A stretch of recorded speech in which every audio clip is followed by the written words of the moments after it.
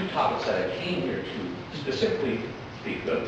The first is the tree cutting bylaw that is in front of County Council for discussion.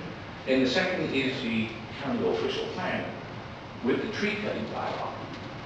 We know the forestry and logging industry in this province is completely, just about completely devastated. It is beleaguered. We have lost tens of thousands of jobs. We're going to lose some more. And in large part, there's a number of different factors.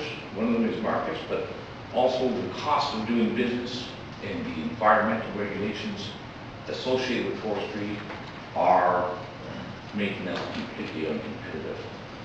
So I would not want to see additional burdens placed on that fragile industry at the present time. The motivation, or some of the motivation behind this discussion on the tree cutting bylaw is a result of a couple of proposals on a couple hundred acres in the county for clear cutting. I think they amounts to about 200 acres out of a total land mass in the county of about 1 million acres.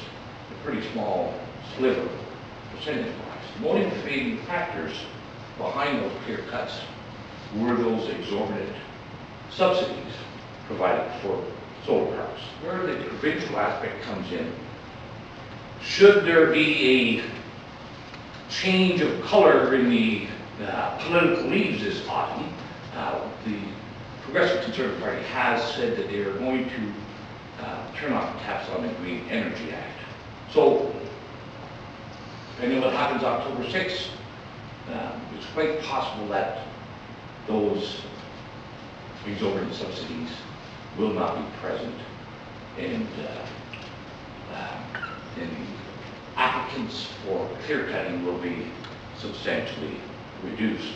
I also find it quite ironic that the only time we've seen that clear cutting, that change to our environment, is a result of an environmental program initiated by the provincial government, one of those unseen consequences. Have you got, or the Conservative Party, got any idea on how you're going to regulate the ones that are already approved, and how the zoning of these properties will be? Will the townships have any authority to collect some taxes, which we haven't got now? I was just curious as to where your party is now. Well, first off, I'll say that we have made that commitment, and I think it's the only practical and feasible commitment, is that we will honor any existing contract. Anything less than that would be an abuse of authority and abuse of processing to those proponents who have got these renewable energy systems in place. I do agree with you, Aubrey, that there's another fading of that Green Energy Act is hamstringing and preventing the municipality from receiving municipal taxation on these projects.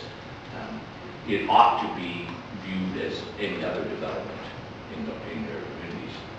We haven't, or I haven't been engaged in those in-depth discussions yet about the nuances in the details. We will honor the existing contracts, but we will be turning off the valve on any that are not completed, or that we don't have completed off the valve.